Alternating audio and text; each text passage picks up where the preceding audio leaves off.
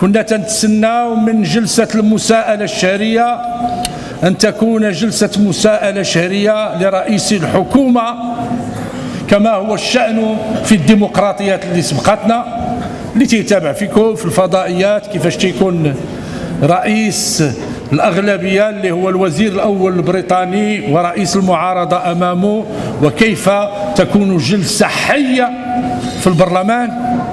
احنا مع كامل الأسف حولها رئيس الحكومة إلى سيرك. ولا أخواتي إخواني، عوض أن تعمل على تطوير الديمقراطية وتطوير الإصلاحات السياسية في بلادنا، ولات وسيلة ديال التنفير من العمل السياسي ديال التبخيس العمل الحزبي. والمغاربه ولاو تيقولوا اش من مصيبه عندنا عندما يصل رئيس الحكومه الى التصريح بما تفوه به في جلسه الاسئله الشهريه الاخيره. لذلك المشكله مشكله حقيقيه،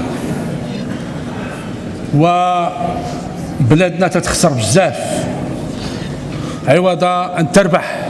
كنا نأمل أن هذه التجربة غادي تزيد بنا للقدام، ولذلك عندما ندق ناقوس الخطر اليوم باش ننبهوه وننبهوا الحزب ديالو وننبهوا كل الفاعلين السياسيين وكل مؤسسات البلاد أنه يجب أن نتعاون، لأن هذا الشيء فيه تهديد للمؤسسات وتهديد لتوازن السلطات، ولا يحق لرئيس حكومة، وأنا أتخيل أنه حتى في سنوات الرصاص النهار اللي كان تينوض أي رئيس حكومة سابق أو وزير وغير يلمح إلى مواطن تيتحرك المجتمع الحقوقي تيتحرك.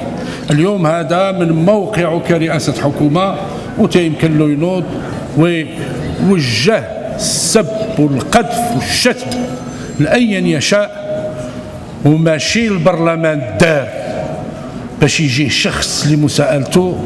الديمقراطيات هي أن تأتي الحكومة، لأنه هو الذي يملك الأموال وهو من يملك الإدارة ويملك الشرطة والأمن وكل شيء من دواليب الدولة في يديه، هو الذي يجب أن يساءل في البرلمان، لا أن يسائل الآخرين وأن يتوجه إلى النقابات كلها تيسبها، يتوجه للأحزاب كلها ينتقدها، ولا شيء إلا هو وإلا حزبه. والمغاربة تيشوفوا من بعد 3 سنين اش دار لهم الحزب ديالو، سواء ما تعلق بمحاربة الفساد، وهالنموذج فسلا كما قلت،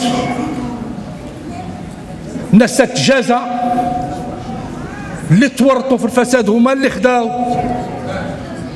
الغنائم. وها نحن بالأمس تحدث عن الأموال المهربة وعفى الله عما سلف، وقلنا سيدي لا بأس في عفى الله عما سلف. واليوم بعد أن تبين أن وراء هذه الأموال المهربة ورجعات، ها اللي مرجع 300 مليون، ها اللي باغي يرجع 100 مليون، لا أحد يتساءل منين جات هذه الأموال. واش ما جاتش من السكن الاجتماعي؟ ما جاتش من السكن الاقتصادي؟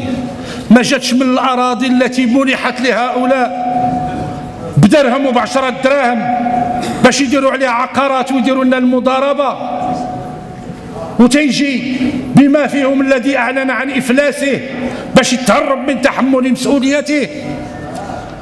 وفينا هي الشعارات ديال محاربة الفساد؟ والله الله تتقدوا على الصغار، تتقدوا على المواطنين البسطاء، تتقهروا الجيوب ديال المغاربة.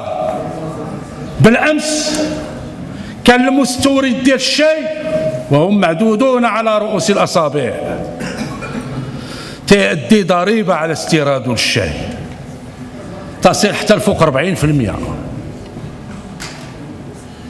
لإدارة الجمارك، لكن المواطن ما كانش تأدي الضريبة على القيمة المضافة على الشاي، على اعتبار أن 30 مليون المغاربة فيهم اللي تيشرب أتاي كغداء، وفيهم اللي تيشرب أتاي واخا غير كنشوى، كاع اللي رزقه الله ولاباس عليه شي شوية تيشرب أتاي كنشوى. وهاد 30 مليون المغاربة جاءت هذه الحكومة من أجل أن تفرض عليهم الضريبه ديال الشاي اللي ما عمرها ما كانت، وانتم تتشوفوا شحال وصلت الباكيه ديال التاي